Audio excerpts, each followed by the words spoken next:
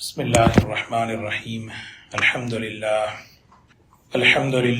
نحمده ونستعینه ونستغفره ونؤمن به ونتوکل علیہ ونعوذ باللہ من شرور انفسنا ومن سیئات اعمالنا ونعوذ باللہ من شرور انفسنا ومن سیئات اعمالنا من يهده الله فلا مضل له ومن يضلله فلا هادي له ونشهد أن لا إله إلا الله وحده لا شريك له ونشهد أن سيدنا وحبيبنا ونبينا مولانا محمدا عبده ورسوله صلى الله تبارك وتعالى عليه وسلم أما بعد فأعوذ بالله من الشيطان الرجيم بسم الله الرحمن الرحيم وسيجنبها الأتقى الذي يؤتي ماله يتزكى وما لأحد عنده من نعمة تجزى إلا ابتغاء وجه ربه الأعلى ولسوف يرضى صدق اللہ العظیم۔ قابل احترام بزرگ و دوستو، حضرات خلفائے راشدین جو حضرت ابو بکر رضی اللہ تعالی عنہ، حضرت عمر رضی اللہ تعالی عنہ، حضرت عثمان رضی اللہ تعالی عنہ اور حضرت علی رضی اللہ تعالی عنہ، یہ خلفائے اربعہ ہیں، خلفائے راشدین ہیں۔ ان کی سیرت اور ان کی زندگی ہمارے لیے کیا نمونہ ہے اور اس میں ہمارے لیے کیا اسباق ہیں، اس کا ہماری ان مجلسوں میں تذکرہ شروع ہو رہا ہے۔ دعا فرمائیں کہ اللہ تبارک و تعالی اس کو آسان فرمائے، قبول فرمائے، عمل کی توفیق نصیب فرمائے۔ مقصد یہی ہے کہ ہماری مجلسوں میں، ہماری زبانوں پر ان مبارک بزرگوں کے نام اور ان کی سیرت اور ان کی زندگی اور ان کے خاص طور پر ان کا نمونہ ہے، جس کو حضور اکرم صلی اللہ علیہ وسلم نے ایک حدیث میں فرمایا۔ ایک صحابی ہیں حضرت عرباض ابن ساریہ رضی اللہ تعالی عنہ، فرماتے ہیں کہ ایک مرتبہ نبی کریم صلی اللہ علیہ وسلم نے ایک خطبہ ارشاد فرمایا، اور وہ خطبہ اور بیان ایسا تھا کہ گویا آپ ہمیں رخصت فرما رہے ہیں، یعنی ایسا موعظۃ بلیغہ و موعظۃ مودعہ۔ مودع کہتے ہیں کسی کو رخصت کرنے سے پہلے کچھ کلمات کہے جاتے ہیں، الوداعی کلمات۔ ایسا خطبہ ہمیں نظر آ رہا تھا۔ ظرفت منہ العیون، آنکھوں سے آنسو بہہ رہے تھے۔ وجلت من القلوب، دلوں میں کپ کپاہٹ طاری تھی۔ تو پھر اس کے بعد ہم نے حضور اکرم صلی اللہ علیہ وسلم سے سوال کیا، یا رسول اللہ صلی اللہ علیہ وسلم، آپ نے اتنا بہترین ہمارے لیے نصیحتیں فرمائی، تو کچھ خاص بات ہمارے لیے جو اس کا لب لباب ہے، اس کا خلاصہ ہے، ہمیں بیان فرمائیں۔ تو حضور اکرم صلی اللہ علیہ وسلم نے دو باتیں ارشاد فرمائی، میں تمہیں تقوی کی نصیحت کرتا ہوں، اور دوسری چیز علیکم والسمع والطاعہ، ہمیشہ سننے والے بنو، ماننے والے بنو، اور اپنے امیر کی ماننے والے بنو۔ وَإِن كَانَ عَبَدًا حَبَشِيًّا، اگر ولو بالفرض، اگر تمہارا کوئی امیر ایسا ہو کہ غلام ہو اور وہ حبشہ کے رہنے والے ہوں، تب بھی ان کی شکل و صورت دیکھ کر ان کی نافرمانی اور ان کا اختلاف مت کرو۔ پھر آخری بات فرمائی، علیکم بسنتی وسنت الخلفاء الراشدین المہدیین، عضوا علیہا بالنواجذ، میں نصیحت کرتا ہوں کہ میری سنت پر جمے رہنا اور خلفائے راشدین کی سنت اور ان کے طریقے پر جمے رہنا، یہ اصل بات ہے۔ اور فرمایا خلفائے راشدین کون ہیں؟ جو راشد ہیں اور مہدی ہیں، یعنی جو بالکل ہدایت پائے ہوئے ہیں، اور اللہ تبارک و تعالیٰ نے ان کو ہدایت کے اونچے مقام میں پہنچا دیا۔ تو اسی ضمن میں ایک الحمدللہ دل میں بات آئی، تو حضرات خلفائے راشدین کی مبارک زندگی اور خاص طور پر خلفائے راشدین کی زندگی کا وہ حصہ جو ان کی خلافت کا دور ہے، ان کی خلافت کا دور ہے، اس دور کے حصے کو زیادہ ہم انشاءاللہ مذاکرہ کر لیں گے، اس میں ہمارے لیے رہبری ہوگی، تو اسی نسبت پر انشاءاللہ یہ سلسلہ شروع کریں گے۔ تو بہرکیف سب سے پہلے حضرت ابو بکر رضی اللہ تعالی عنہ ہیں، افضل البشر بعد الانبیاء بالتصدیق، اور یہ یقینی بات ہے تمام نبیوں کے بعد سب سے افضل حضرت ابو بکر رضی اللہ تعالی عنہ ہیں۔ صحابہ میں سب سے افضل، انبیاء علیہ السلام کے بعد سب سے افضل، انبیاء علیہ السلام کے بعد یہ، اور نیت ہماری یہی ہونی چاہیے۔ جیسے میں نے شروع میں عرض کیا، سیرت، یہ کوئی تاریخ بیان نہیں ہو رہی، سیرت، سیرت کے معنی ہیں ان کی زندگی ہمارے لیے عملی نمونہ ہے، ہمارے لیے عمل کہ بھئی یہ کیسے تھے، ان کی زندگیاں کیسی تھیں، ہم اپنے عمل میں ان چیزوں کو لانا ہے، ان کی محبت بڑھے، ان کی عظمت بڑھے، اور ان کی اتباع کا شوق ہمارے اندر بڑھے۔ سورہ فاتحہ میں ہر مسلمان اللہ تعالیٰ سے دعا کرتا ہے، اہدنا الصراط المستقیم، 3 جملے ہیں، اہدنا الصراط المستقیم، یہ تینوں کیا ہیں؟ اے اللہ مجھے بتائیے، چلائیے سیدھے راستے پر۔ وہ سیدھا راستہ کون سا ہے؟ صراط الذین انعمت علیہم، ان لوگوں کے راستے پر چلائیے اے اللہ جن پر آپ نے احسان فرمایا ہے۔ اور کون ہیں وہ لوگ جن پر اللہ نے خاص احسان فرمایا؟ سورہ نساء میں اس کی تفصیل بیان فرمائی۔ ہمیں کہہ رہے ہیں اللہ ان لوگوں کے پیچھے چلائیے۔ ہمیں ہے نا ایک حدیث ہے بڑی بہترین، من کثر سواد قوم فہو منہم، من کثر سواد قوم فہو منہم، جو آدمی کسی جماعت کی زیادتی کا سبب بنتا ہے وہ انہی میں سے ہے۔ آپ سوچیں اس چیز کو، ہمیں بہت سوچنا چاہیے اس بات کو۔ جو آدمی کسی بھی جماعت کی زیادتی کا، اضافے کا سبب بنے، جماعت کی نماز ہو رہی ہے، میں آ گیا، میری وجہ سے اور جماعت بڑھی، کہیں دین کی بات ہو رہی ہے، میں اس میں شامل ہو گیا، میری وجہ سے اور جماعت بڑھ گئی، کوئی گناہ کا کام ہو رہا ہے، میں شامل ہو گیا، اپنی فیملی کو لے کے چلا گیا، اس کی وجہ سے اور کثرت ہو گئی۔ سمجھ رہے ہیں؟ یہ زندگی کے اندر یہ چیزیں آتی ہیں، برائی کی بھی، نافرمانی کے بھی، اور پھر فرما برداری کے بھی موقع۔ من کثر سواد قوم، جو آدمی، اسی لیے آدمی سوچے میرا بول، میرا عمل ہمیشہ خیر کی جماعت کے اضافے کا سبب بنے، یعنی جو چیزیں اللہ کو، اللہ کے رسول صلی اللہ علیہ وسلم کو ناراض کرنے والی ہیں، میں وہاں پہ جو ہے نا ڈسکریج کرو، نہیں پہ ہم نہیں جائیں گے، ہم نہیں شامل ہوں گے، ہم نہیں کہیں گے۔ اب ہم اس حدیث کی روشنی میں دیکھیں، اگر انشاءاللہ ہم اس نیت سے سنیں کہ میں حضرت ابو بکر رضی اللہ تعالی عنہ کی اتباع کرنے والا، وجعلنا فی زمرتہ، دعا ہے اے اللہ مجھے کل قیامت کے دن ان کے زمرے میں شامل فرما، واحشرنا فی ملتہ، اے اللہ مجھے ان کی جماعت میں حشر فرما، ہے نا؟ یہ چیزیں ہونی چاہیے ہمارے دل میں۔ تو یہ ہے، ایک ہے صراط الذین انعمت علیہم، منعم علیہ کا راستہ، اس میں سب سے پہلے کون ہے؟ من النبیین والصدیقین والشہداء والصالحین، 4 کیٹیگریز بتائے اللہ تعالیٰ نے، ان کے پیچھے چلو۔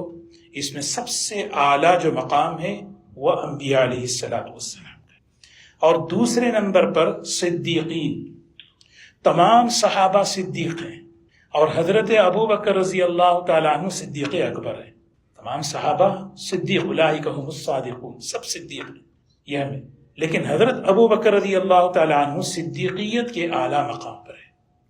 اور تیسرا درجہ ہے شہداء، شہداء کہتے ہیں جنہوں نے اپنی جان کو اللہ کے نام پہ پیش کر دیا۔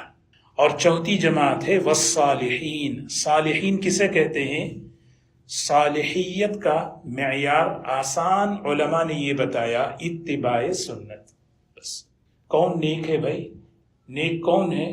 کس کو نیک سمجھ کے اس کے ساتھ بیٹھوں، اس کے پیچھے چلوں، اس کو اپنا مقتدی بناؤں، اپنا لیڈر بناؤں۔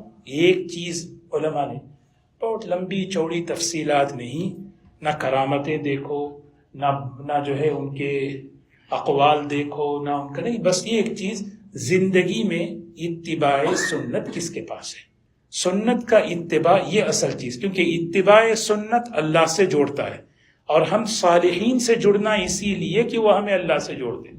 تو بہرکیف 4 کیٹیگریز ہیں، 4 درجات ہیں، اور اس میں دوسرے نمبر پر حضرات صدیقین ہیں، جو حضرت ابو بکر رضی اللہ تعالی عنہ صدیقیت کے بہت اونچے اعلیٰ مقام پر ہیں۔ تو ان کا مختصر سا تعارف کرا دوں تاکہ ہم جو ہے انشاءاللہ ان کی مبارک سیرت میں ہم آگے بڑھیں۔ حضرت ابو بکر صدیق رضی اللہ تعالی عنہ، ان کا نام اصل ہے عبداللہ، جاہلیت میں ان کا نام تھا عبد الکعبہ، لیکن جب اسلام لے کر آئے حضور اکرم صلی اللہ علیہ وسلم نے ان کا نام عبداللہ رکھا، لیکن ان کی جو کنیت ہے وہ کنیت ابو بکر ہے۔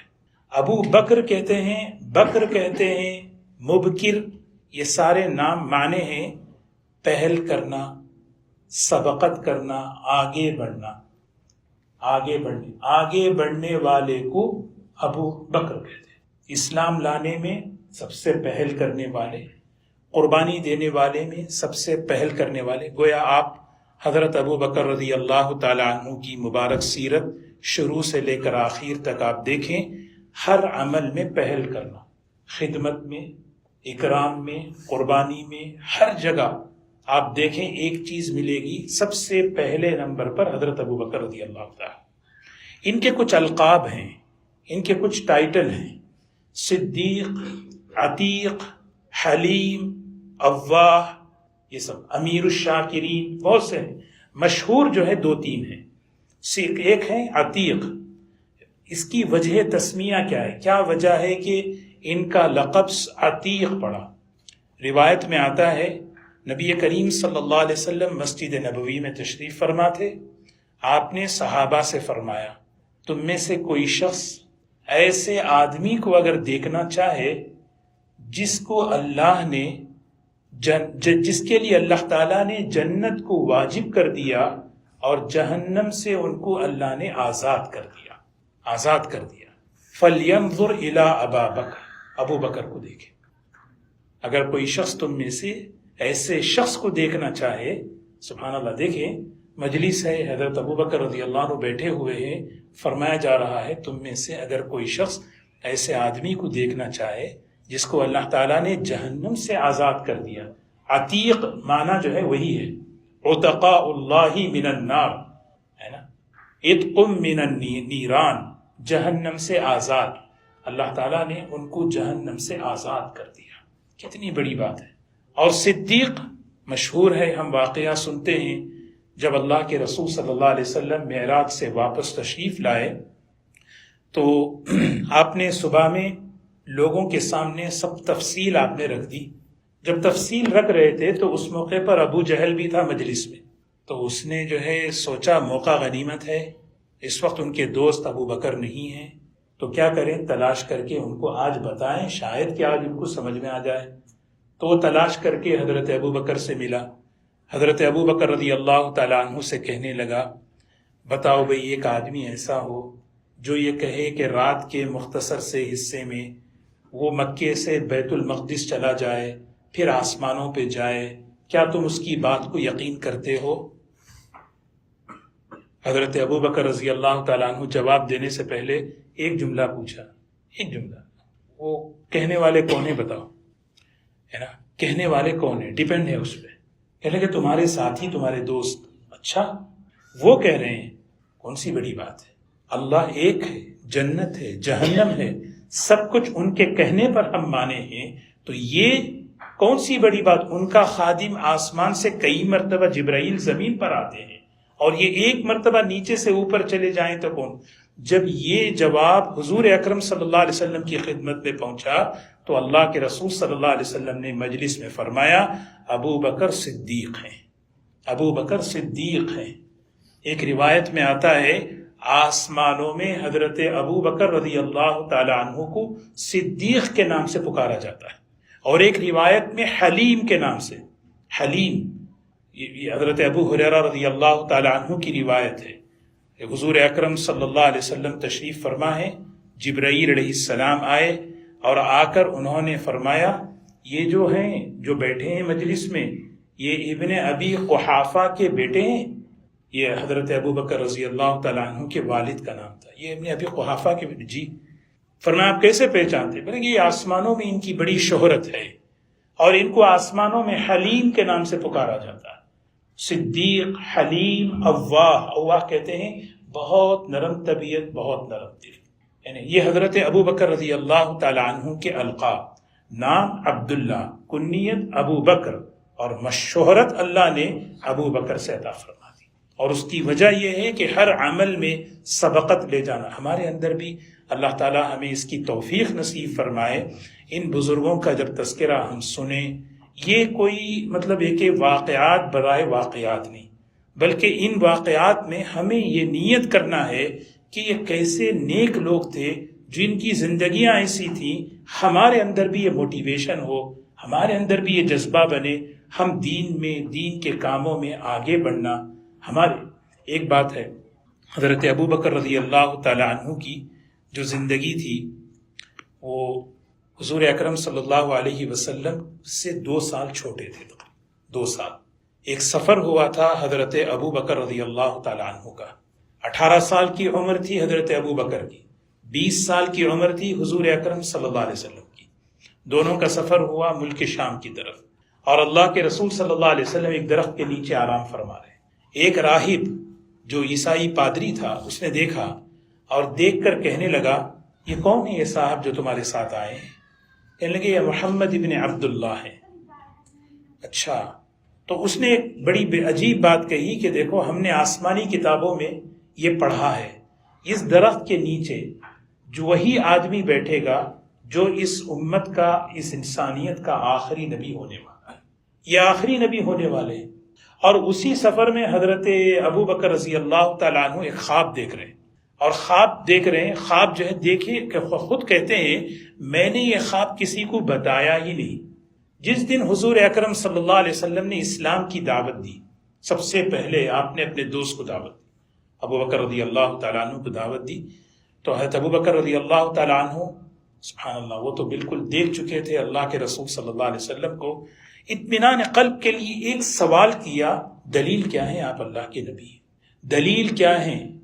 حضرت حضور اکرم صلی اللہ علیہ وسلم نے فرمایا ابو بکر تمہارا وہ خواب جو تم نے شام کے سفر میں دیکھا تھا، وحی کے ذریعے اللہ نے بتا دیا تھا تمہارا وہ خواب. حضرت ابو بکر کہتے ہیں میں آگے بڑھ کر نبی کریم صلی اللہ علیہ وسلم کی مبارک پیشانی کو بوسہ دیا، اور بوسہ دے کر کہا اشہد ان لا الہ الا اللہ واشہد انک محمد رسول اللہ.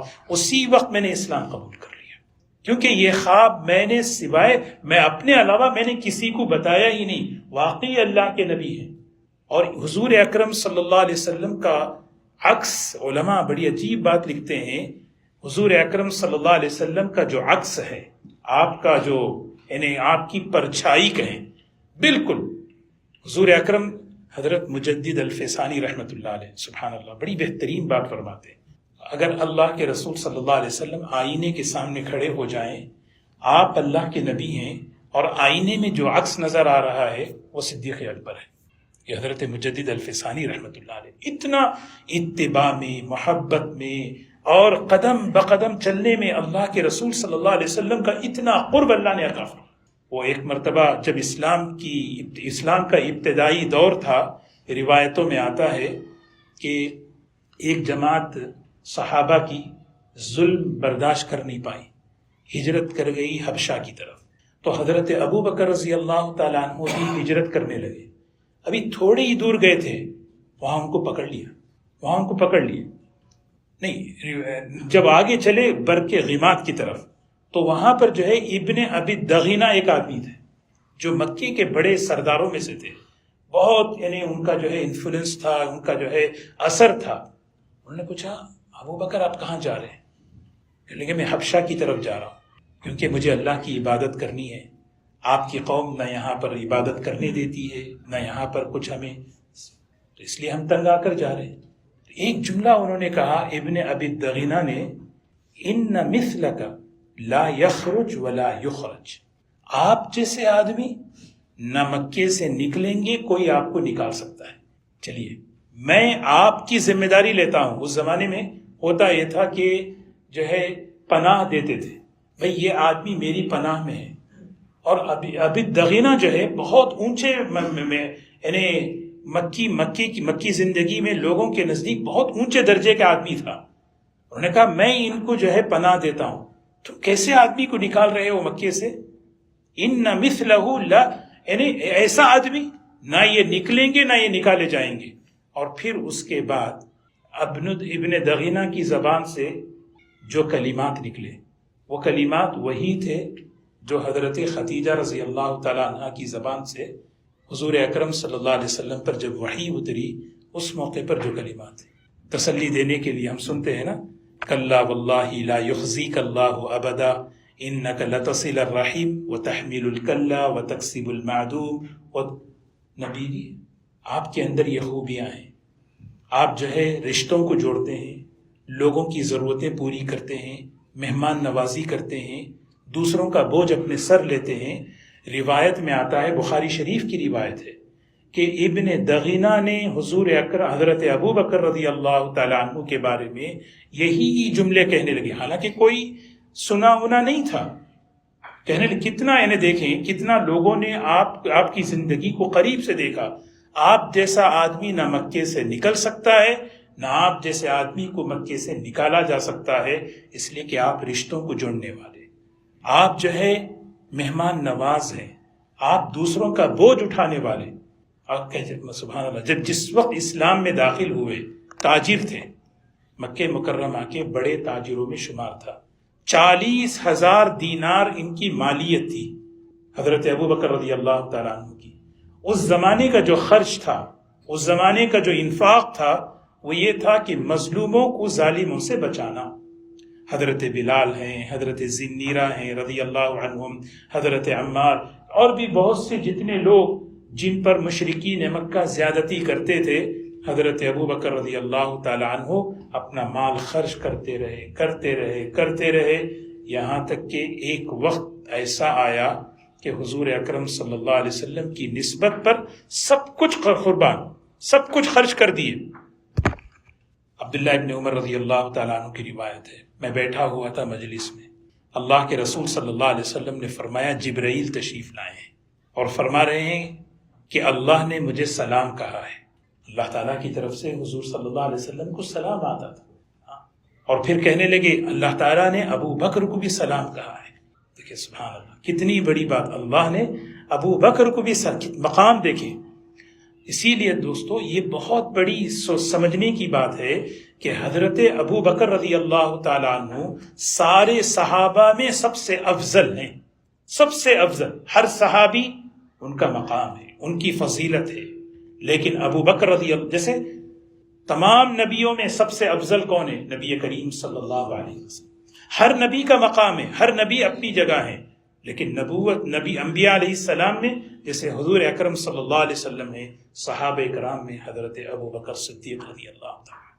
تو اس موقع پر حضرت عبداللہ ابن عمر رضی اللہ عنہ فرماتے ہیں اللہ نے، حضور صلی اللہ علیہ وسلم نے فرمایا اللہ نے سلام پیش کیا اور اللہ تبارک و تعالیٰ نے سوال کیا، پوچھیں ابو بکر سے دین کی نسبت پر قربانی دیتے دیتے دیتے کہاں سے؟ مکے کے سب سے بڑے آدمی تھے.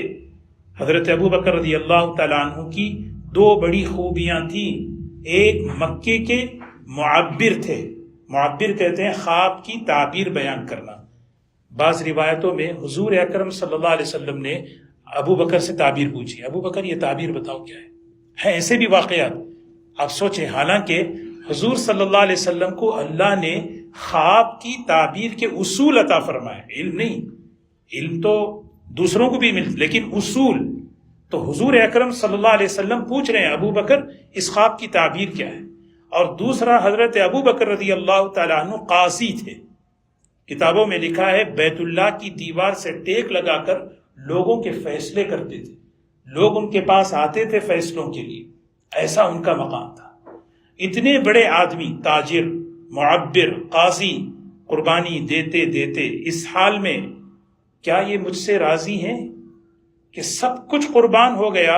ایک جسم پر ایک کرتا ہے اور وہ کرتا بھی لقد تخللتا، ابو بکر رضی اللہ تعالیٰ عنہ نے جو کرتا پہنا ہوا تھا، اس کرتے کو جو یعنی جسے ہم بٹن لگاتے ہیں، اس کرتے میں بٹن کے بجائے شاخ تن کا، تاکہ وہ کرتا جو ہے نا کیا ہو جائے، گریبان یعنی مطلب یہ کھلے نہیں، وہاں پہ لگا لیے۔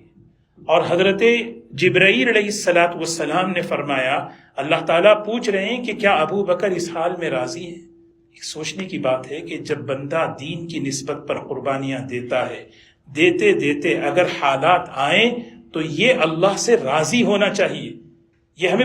یہ ہمیں سبق ملتا ہے کہ اراض انت عنی فی فقرہ، کیا اس تنہالی میں کیا یہ خوش ہیں؟ حضرت ابو بکر رونے لگے، اور اس موقع پر حضرت ابو بکر رضی اللہ تعالیٰ عنہ نے فرمایا اے اللہ کے رسول صلی اللہ علیہ وسلم، میں کون ہوتا ہوں کہ ناراض ہونے والا اپنے رب سے، میں ہر حال میں اللہ سے راضی ہوں۔ پھر فرمایا عرش کے جو فرشتے ہیں اس موقع پر ابو بکر کا جیسا لباس پہنے ہوئے ہیں۔ یہ ہے حضرت ابو بکر رضی اللہ تعالیٰ عنہ کا مقام ہے۔ بہرکیف قرآن پاک یعنی واقعات، ایک اور روایت یاد آئی، حضرت ابو بکر رضی اللہ تعالیٰ عنہ کی فطرت دیکھیں، سبحان اللہ، ان کا کہتے ہیں خمیر فطرت، اتنی طبیعت پاک صاف، تین چیزیں۔ حضرت ابو بکر رضی اللہ تعالیٰ عنہ اسلام لانے سے پہلے جاہلیت کے زمانے میں کبھی آپ نے بت پرستی نہیں کی، کبھی بت پرستی۔ اور دوسری چیز، کبھی حضرت ابو بکر رضی اللہ تعالیٰ عنہ نے جھوٹ نہیں بولا۔ اسلام لانے کے بعد زندگی تو اور اعلیٰ ہے، صدیق لقب ہے۔ اسلام لانے سے پہلے بھی کبھی جھوٹ نہیں بولا، بس مرتبہ مزاج ہو جاتا۔ ہم سوچیں بغیر جھوٹ، یعنی جھوٹ کے بغیر بھی کام چل سکتا ہے کوئی، پر پھر بھی آدمی جھوٹ کا اتنا عادی ہو جاتا ہے کہ جھوٹ مزاج بن گیا، جھوٹ نکل رہا ہے۔ اور تیسری بات فرمائی حضرت ابو بکر رضی اللہ تعالی عنہ کبھی جاہلیت کے زمانے میں شراب نہیں پیے۔ شراب جو ہے 15 سال بعد حرام ہوئی ہے، مکی زندگی کے 13 سال، مدنی زندگی میں حرام ہوئی ہے۔ اسلام لانے کے بعد بھی شراب کی حرمت نہیں تھی، شراب اس کی برائی کو، اس کی جو ہے اس کو بیان کیا جاتا تھا، لیکن حضرت ابو بکر رضی اللہ تعالی عنہ کی فطرت دیکھیں، ان کی نفاست، ان کی پاکیزگی، کہتے ہیں کہ میں نے جاہلیت کے زمانے میں بھی شراب نہیں پی، میں نے جاہلیت کے زمانے میں بھی جھوٹ نہیں بولا، میں نے جاہلیت کے زمانے میں بھی کبھی جو ہے کیا نہیں کیا، کسی بت کے سامنے سجدہ تک نہیں کیا۔ اللہ اکبر۔ ایک مرتبہ اللہ کے رسول صلی اللہ علیہ وسلم تشریف لا رہے، داہنی طرف حضرت ابو بکر رضی اللہ تعالیٰ عنہ کو اور بائیں ہاتھ میں حضرت عمر رضی اللہ عنہ کو۔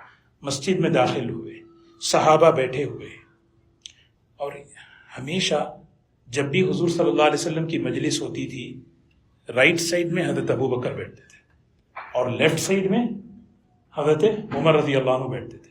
ایک مرتبہ جگہ خالی تھی، ابو بکر رضی اللہ عنہ ابھی تشریف نہیں لائے تھے، ایک دیہاتی صحابی آ کے بیٹھ گئے، رائٹ، بخاری شریف کے اندر یہ واقعہ موجود ہے، بیٹھ گئے۔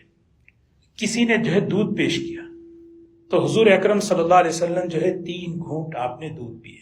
اب حق کس کا ہے؟ آپ دینا چاہ رہے تھے ابو بکر رضی اللہ عنہ، اور حضرت ابو بکر رضی اللہ عنہ لیفٹ سائڈ بیٹھے تھے، لیکن ہمیشہ حق کیا ہے؟ رائٹ سائڈ کا ہوتا ہے نا، رائٹ سائڈ کا حق ہے۔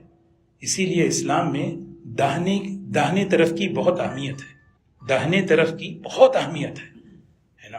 حدیث میں آتا ہے اگر کوئی شخص، یعنی وہ حدیث ہے نا کہ ایک آدمی ہے جو داہنے ہاتھ سے صدقہ دیتا ہے، بائیں ہاتھ کو بھی پتہ نہیں چلتا ہے نہیں، اس حدیث کی شرح میں محدثین بڑی بہترین بات لکھے، ایک آدمی لیفٹ ہینڈ سے بائیں ہاتھ سے صدقہ دیتا ہے، صدقہ ہو جاتا ہے، لیکن صدقے کی برکتیں ملتی ہیں داہنے ہاتھ سے۔ صدقے کی برکتیں کہاں ملتی ہیں؟ برکت ہمیشہ، سمجھ رہے نا، برکت ہمیشہ کہاں ملتی ہے؟ بائیں۔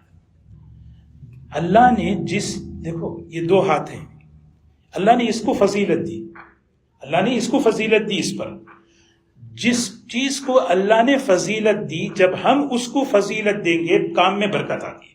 جیسے گھر میں ماں باپ ہیں، بوڑھے ہیں، اللہ نے ان کو فضیلت دی، ہم اپنے کاموں میں جب ان کو پرائرٹی دیں گے ہمارے کام میں برکت آئے گی۔ کمیونٹی میں لوگ ہیں، اسی لیے ہمیں یہ اسلام میں سکھایا گیا، برکت ایک ہے کام کر لینا، رائٹ سے کرو، فلاں سے کرو، کچھ بھی ہو جاؤ، لیکن اللہ نے جس چیز کو فضیلت دی، یہاں پر ہاتھ کو فضیلت دی، گھر میں جو ہے ماں باپ کو فضیلت دی، کمیونٹی کے اندر فلاں افراد کو فضیلت دی، جب ہم اپنے کاموں میں اس عمل کو اس کے حوالے کریں گے، اس کی فضیلت کو دیں گے، اللہ فوراً اس میں برکت دے گے۔ تو لیفٹ ہینڈ سے صدقہ دے دینا ہو جاتا ہے ادا، وہ برکت صدقے کی جو ملتی ہیں وہ کس طرح؟ اسی لیے جو ہے نا سبحان اللہ، نماز کے بعد جو تسبیحات پڑھنا ہے، وہ تسبیحات کے لیے بھی جو ہے نا کتابوں میں لفظ ہے بیمینی، سبحان اللہ پورے انگلیوں سے پڑھ لو ہو جائے گا، لیکن نہیں، سنت ہے کہ اپنے داہنے ہاتھ کو استعمال کریں۔ تو بہرکیف یہ ایک واقعہ، تو حضور اکرم صلی اللہ علیہ وسلم جو ہے وہ دودھ دینا چاہ رہے تھے ابو بکر رضی اللہ عنہ کو، لیکن حق ان کا تھا، جو دیہاتی صحابی ہیں، آپ نے ان سے اجازت پوچھی، حضور صلی اللہ علیہ وسلم اجازت لے رہے ہیں، مجھے اجازت دو، یہ حق تمہارا ہے لیکن میں چاہتا ہوں ابو بکر کو دو۔ تو وہ صحابی کہنے لگے یا رسول اللہ صلی اللہ علیہ وسلم، میں آپ کا جو ہے بقیہ، یعنی آپ کا بقیہ سمجھتے ہیں، جھوٹا نہیں کہنا چاہیے، یعنی حضرت شیخ کی آپ بیتی اگر ہم پڑھیں، ایسے ایسے الفاظ سکھاتے ہیں، یعنی کس کے بارے میں ہم کیا کہہ رہے ہیں؟ وہ ہے نا حدیث میں کہ اللہ کے رسول صلی اللہ علیہ وسلم جو ہے استنجا ابھی تو یہ باتھ روم گھروں میں بنا ہے، پہلے زمانے میں استنجے کے لیے باہر جاتے تھے، تو اللہ کے رسول صلی اللہ علیہ وسلم آخری عمر میں کیا کرتے تھے، کین ہوتا نا کہ برتن نیچے رکھ لیتے تھے اپنے بیڈ کے، اور آپ کو ضرورت پڑتی رات میں استنجا کرنے کی تو اس میں استنجا کر دیتے، صبح میں اس استنجے کو کیا کرتے تھے، کسی شاگرد نے کہا پھکوا دیتے تھے۔ حضرت نے فرمایا حضور اکرم صلی اللہ علیہ وسلم کی استنجا کی نسبت پھینکنے اور پھکوانے کی کرنا یہ آپ کے ادب کے خلاف ہے، سمجھ رہے نا، انڈلوا دیتے تھے وہ لوگ، سمجھ رہے نا، انڈلوا دینا، علم جو ہے نہیں صحبت سے آتا ہے، اکابر شیخ حضرت شیخ احمد جیسے انڈلوا دیتے تھے، پھینک دے دینا، ایسا نہیں ہے خون پھینکوا دیا، فلاں پھینکوا دیا۔ تو حضور اکرم صلی اللہ علیہ وسلم جو ہے ان سے فرمانے لگی بھئی یہ حق تو تمہارا ہے، میں چاہتا ہوں کہ میں ان کو دوں۔ تو وہ صحابی کہنے لگے یا رسول اللہ صلی اللہ علیہ وسلم، یہ بقیہ جو ہے نا آپ کا، یہ میرے لیے برکت چاہیے، یہ میں نہیں چھوڑ سکتا۔ تو حضور صلی اللہ علیہ وسلم نے انہیں حوالے کر دیا۔ ہر معاملے میں اللہ کے رسول صلی اللہ علیہ وسلم حضرت ابو بکر رضی اللہ تعالیٰ عنہ کو، تو میں واقعہ عرض کر رہا تھا کہ ایک مرتبہ مسجد میں اس حال میں تشریف لائے، ایک ہاتھ حضرت ابو بکر رضی اللہ عنہ، ایک ہاتھ حضرت عمر رضی اللہ تعالیٰ، اور اس طرح مسجد میں داخل ہوئے، صحابہ کی طرف سلام کر کے فرمایا ہاکذا نبعث یوم القیامہ، قیامت کے دن ہم اسی طرح آئیں گے، قیامت کے دن ہم آئیں گے اسی طرح آئیں گے۔ کتنی بڑی بات دیکھیں، قیامت کے دن ہم آئیں گے تو اسی طرح آئیں گے، کتنی بڑی بات ہے۔ اسی لیے حضور اکرم صلی اللہ علیہ وسلم اور حضرت آپ کے بعد حضرت ابو بکر صدیق رضی اللہ تعالی عنہ، اللہ نے آپ کو جو ذمہ داری دی، ایک آدمی حضرت علی رضی اللہ تعالیٰ عنہ کے پاس آیا سوال لے کر، ایک آدمی حضرت علی رضی اللہ عنہ کے پاس ایک سوال لے کر آیا۔ سوال جو ہے نہیں، بعض مرتبہ لوگ جو ہے، ہمارے حضرت فرماتے ہیں، حضرت مفتی یحییٰ صاحب رحمۃ اللہ علیہ، اللہ تعالیٰ ان کے قبر کو نور سے منور فرمائے، ہمارے مفتی کورس کے استاد تھے، وہ حضرت فرماتے تھے سوال لانے والے دو قسم کے ہوتے ہیں، ایک واقعی سوال لانے والا سوال کا جواب چاہتا ہے، دوسرا وہ ہے کہ جو سوال لاتا ہے لیکن وہ سوال فتنے کا سوال لے کر آتا ہے، جواب نہیں ہونا۔ تو باقاعدہ ہمارے حضرت ہمیں سکھایا کرتے تھے کہ کس طرح جو ہے، یعنی مستفتی کے سوال کرنے والے کے سوال کی، یعنی اس کو سمجھنا یہ بہت ضروری ہے۔ تو حضرت جو ہے حضرت علی رضی اللہ تعالیٰ عنہ کے پاس ایک آدمی آیا، یہی نیت تھی، سوال جو ہے ظاہری طور پر سوال ہے لیکن اصل میں جو ہے نا اس کے اندر کیا ہے، پروپیگنڈا، فتنہ۔ سوال حضرت علی رضی اللہ تعالیٰ عنہ سے کر رہا ہے، حضرت آپ یہ بتائیے اللہ کے رسول صلی اللہ علیہ وسلم کے بعد سب سے بڑے علم والے کون ہیں؟ سب سے بڑے علم والے، سمجھ رہے نا سوال، یہ سوال کیوں کر رہا ہے؟ ہمارے حضرت مفتی سعید صاحب رحمۃ اللہ علیہ جو ہے، جب ان کے پاس کوئی سوالات کرتا تو وہ سوال کا جواب بعد میں دیتے لیکن اس کی پہلے پوسٹ مارٹم کر دیتے کہ بھئی کہ یہ حضرت جو ہے پوچھ کیوں رہے ہیں، کہاں سے آ رہا ہے ان کا سوال، کس عقیدے کے بگاڑ سے یہ سوال آ رہا ہے، کس بدعت اور رسومات کی وجہ سے یہ سوال آ رہا ہے. یعنی ماشاءاللہ حضرت ہم سب بیٹھے ان کی مجلس میں ہم دیکھتے ہیں. تو حضرت علی رضی اللہ عنہ کے پاس اس نے سوال کیا کہ حضور صلی اللہ علیہ وسلم کے بعد سب سے زیادہ علم والے کون ہیں؟ ایسی بات ہے اگر ہم سے پوچھیں تو کیا بولیں گے؟ حدیث بھی ہے، حضور اکرم صلی اللہ علیہ وسلم نے حدیث میں فرمایا میں علم کا شہر ہوں، علی اس کا دروازہ ہے. اصل میں مسئلہ یہ تھا کہ حضرت حضور اکرم صلی اللہ علیہ وسلم کے بعد خلیفہ کون بننا ہے؟ آپ کو بننا تھا. یہ جو ہے نا یہ کیا ہے؟ بس آپ کی زبان سے ایک مرتبہ میں سن لوں اور پھر کمیونٹی میں جا کے خوب اس کو میں شوشا. تو حضرت علی رضی اللہ تعالیٰ عنہ جو ہے سمجھ گئے کہ بھی ہے کیا ہے اس کا مسئلہ، یہ کیوں پوچھ رہا ہے. تو حضرت علی رضی اللہ تعالیٰ عنہ نے سیدھا کیا خوبصورت مزیدار جواب دیا. حضرت علی رضی اللہ عنہ نے فرمایا حضور اکرم صلی اللہ علیہ وسلم کے بعد سب سے بڑا علم اللہ نے حضرت ابو بکر کو عطا فرمایا.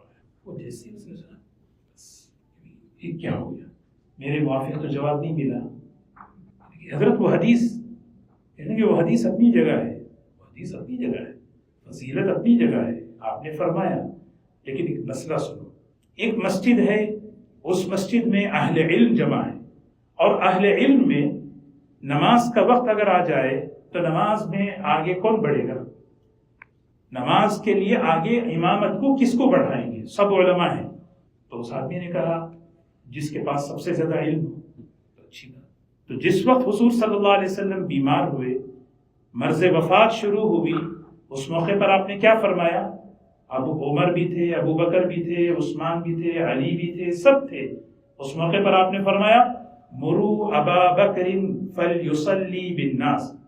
ابو بکر رضی اللہ تعالیٰ عنہ، ان کو ابو بکر کو حکم دو کہ وہ جا کے امامت کرے. حالانکہ سب تھے وہاں پہ، ابو بکر عمر بھی تھے، عثمان بھی تھے، علی بھی تھے. تو آپ نے اپنی حیات میں آپ نے نماز پڑھانے کے لیے کس کو آگے کیا؟ جب یہ آپ نے حکم دیا نا، اس موقع پہ حضرت عائشہ رضی اللہ عنہ بیٹھی ہوئی تھی. حضرت عائشہ رضی اللہ تعالیٰ عنہ جیسے ہی سنی ابا کا نام، اس موقع پر گئے. ابا تو بہت نرم دل ہے، بہت طبیعت نرم ہے، مصلے پہ کھڑے ہوں گے تو رونا شروع ہو جائیں گے، پتہ نہیں برداشت کر نہیں پائیں گے، کیا ہوگا. حضرت عائشہ رضی اللہ تعالیٰ عنہ نے حضرت عمر کا نام پیش کر دیا، نام ہی دے دیا.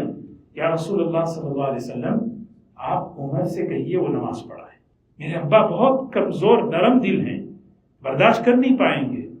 تو حضور صلی اللہ علیہ وسلم دوسرا جو جملہ فرمایا بڑے زور کے انداز میں فرمایا مرو ابا بکر فلیصلی بالناس. ابو بکر رضی اللہ عنہ کو حکم دو کہ وہ نماز پڑھائیں لوگوں کو. اور پھر حضرت عائشہ رضی اللہ عنہ سے ایک جملہ فرمایا تم عورتوں کی مثال ایسی ہے جیسے حضرت یوسف علیہ السلام کے زمانے کی عورتوں کی ہے. جو حضرات شادی شدہ ہیں وہ سمجھ گئے ہوں گے، بیچلر ہیں تو ان کو سمجھنے کی ضرورت نہیں ہے. خیر یہ حدیث کی تشریح اپنی جگہ ہے. تو بہرحال یہ ہمیں تو اصل میں یہ کہنا ہے. تو اچھا یہ آدمی پھر اس نے دوسرا سوال کیا. اچھا ایک سوال کا جواب دیں، صحابہ میں سب سے بہادر کون ہے؟ شجاع، بہادر. ہم سے اگر پوچھیں ہم نام لیں گے حضرت عمر کا، حضرت علی رضی اللہ عنہ، حضرت حمزہ رضی اللہ عنہ، کیونکہ بہادری کے واقعات سنتے پڑھتے رہتے ہیں. تو حضرت علی رضی اللہ تعالیٰ عنہ وہاں بھی بڑے زیادہ جواب فرمایا سارے صحابہ میں سب سے بہادر، سب سے شجاع حضرت ابو بکر رضی اللہ تعالیٰ عنہ. وہ تو بڑے نرم دل ہیں، سب کے پاس تو مشہور ہیں ارحم امتی. اب فرمایا میں اس کی وجہ بتاتا ہوں. دیکھو جب مکہ فتح ہوا تو حضور اکرم صلی اللہ علیہ وسلم حرم میں داخل ہوئے اور بیت اللہ کے اندر جتنے بت رکھے ہوئے تھے 360 یہ جتنے سب صاف کر دیے. اور صاف کرنے کے بعد چھت پہ کچھ بت رکھے ہوئے تھے اور اوپر آپ کو چڑھنا تھا. آپ اپنے دستے مبارک سے ان بتوں کو پاک کر رہے تھے. تو اوپر جب چڑھنا تھا تو آپ نے مجھے بلایا، فرمایا علی بیٹھ جاؤ. اور حضرت علی رضی اللہ تعالیٰ عنہ فرماتے میں بیٹھ گیا. میرے ایک کندھے پر، سیدھے کندھے پر حضرت حضور صلی اللہ علیہ وسلم کا ایک پیر اور دوسرے کندھے پر حضور صلی اللہ علیہ وسلم کا دوسرا پیر. آپ کھڑے ہوئے، میں آپ کو لے کے کھڑا ہوا. فرماتے ہیں بار نبوت کا جو عظیم بوجھ تھا میں برداشت کر نہیں پا رہا تھا. کچھ دیر ہو جاتی تو میری جان نکل جاتی، میں برداشت کر نہیں پایا. اور رہی بات ابو بکر رضی اللہ تعالیٰ عنہ کی، یاد کرو وہ ہجرت کا واقعہ کہ حضور اکرم صلی اللہ علیہ وسلم پہاڑ کے دامن پر کھڑے ہیں اور اوپر کی طرف چڑھنا ہے. ہمیں سے کون غار ثور کی طرف گئے؟ ایک ہی اس میں گئے ہیں یا اسٹیپ بائی اسٹیپ گئے؟ ایک نوجوان بھی جب جاتا ہے نا، 1-2 ریسٹ لے کے جاتا ہے، اور حضور اکرم صلی اللہ علیہ وسلم اوپر چڑھنا ہے تو حضرت ابو بکر رضی اللہ تعالی عنہ کو، حضرت ابو بکر رضی اللہ تعالیٰ عنہ حضور صلی اللہ علیہ وسلم کو کندھوں میں بٹھائے اور بٹھا کر جو ہے نا نیچے سے لے کے اوپر تک ایک سانس میں جا رہے ہیں۔ سوچے نا، وہ خالی وہ منظر یاد کرے غار ثور کا، چڑھتے گئے چڑھتے گئے چڑھتے گئے چڑھتے گئے، اوپر پہنچ کر روایت میں سیرت کی کسی کتاب میں یہ نہیں لکھا کہ چڑھتے ہوئے آپ نے اتارا ہو پھر گئے ہوں، چڑھو، ایک ہی تھے، پہنچ گئے، پہنچنے کے بعد آپ کو باہر بٹھائے، بٹھا کر آپ اندر تشریف لے گئے حضرت ابو بکر، سب صاف کیا، کوئی موذی اذیت دینے والا، کوئی وہاں پہ کوئی جاندار نہ ہو، سب صاف کر کے اپنی چادر سے سارے جو ہے سوراخوں کو بند کیا اور اندر آپ کو جو ہے اندر لے کر تشریف لے گئے اور حضور اکرم صلی اللہ علیہ وسلم وہاں پر آرام فرمائے۔ یہ واقعی ہم سنتے ہیں، بہرحال یہ کہنے کا مطلب ہے کہ اس آدمی کی دال نہیں گلی۔ تو اللہ تبارک و تعالیٰ نے حضور اکرم صلی اللہ علیہ وسلم کے بعد حضرت ابو بکر صدیق رضی اللہ تعالیٰ عنہ کو اللہ نے دیا۔ تو قرآن پاک کی بہت سی آیات ہیں، احادیث ہیں، بس اتنا کافی ہے انشاءاللہ۔ اصل میں مجھے عرض کرنا ہے، حضرت ابو بکر رضی اللہ تعالیٰ عنہ کی مبارک جو سیرت ہے، خاص طور پہ خلافت کی، اس میں 4 بڑے اہم واقعات ہیں۔ ان چاروں واقعات کو ہمیں آج کے حساب سے ہم سمجھ کر رہنمائی لینا ہے۔ سب سے پہلا واقعہ، اللہ کے رسول صلی اللہ علیہ وسلم دنیا سے رخصت ہونے کے بعد جب حالات آئے، آپ نے امت کو کیسے سنبھالا، یہ ہے ایک پہلی چیز۔ دوسرا، مرتد ہونے والے، زکوٰۃ سے پھرنے والے، ان لوگوں کا آپ نے کیسے مقابلہ کیا۔ اور پھر تیسرا، یعنی یہ سب حالات ہیں، اور حضرت ابو بکر خلافت 2 سال کے اوپر، تھوڑے سا عرصہ، اتنی مختصر سے خلافت، اور حضرت ابو بکر رضی اللہ عنہ کے زمانے میں فتنے وجود میں آئے، نبوت کا دعویٰ کرنے والے، وہ نبوت کا دعویٰ کرنے والوں کا انہوں نے کیسے مقابلہ کیا۔